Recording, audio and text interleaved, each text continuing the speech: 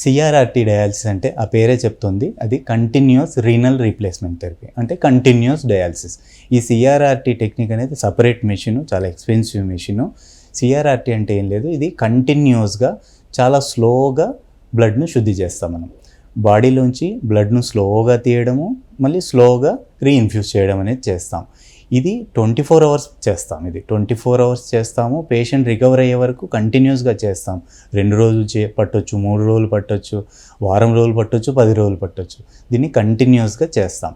ఈ సిఆర్ఆర్టీ అనేది బాగా ఇది సిక్గా ఉండే పేషెంట్స్ చేస్తాం. ఇది టెంపరరీ కిడ్నీ ఫెయిల్యూర్ పేషెంట్స్కే చేస్తాం. జనరల్గా టెంపరరీ కిడ్నీ ఫెయిల్యూర్ పేషెంట్స్ చాలా బాగా సిక్గా ఉంటారు. అంటే మామూలు డయాలసిస్ కూడా వాళ్ళ బాడీ సపోర్ట్ చేయదు. బీపీ చాలా తక్కువ ఉంటుంది, 60, 70, 80 ఇలా ఉంటుంది. అలాంటి పేషెంట్స్ ఇది ప్రిఫర్ చేస్తాం. ముఖ్యంగా మరీ డీప్ కోమాటోస్ పేషెంట్స్, బ్రెయిన్ మీద ఎక్కువ ప్రెషర్ పడుతుంది అనుకున్న టైంలో దీన్ని ప్రిఫర్ చేస్తాం.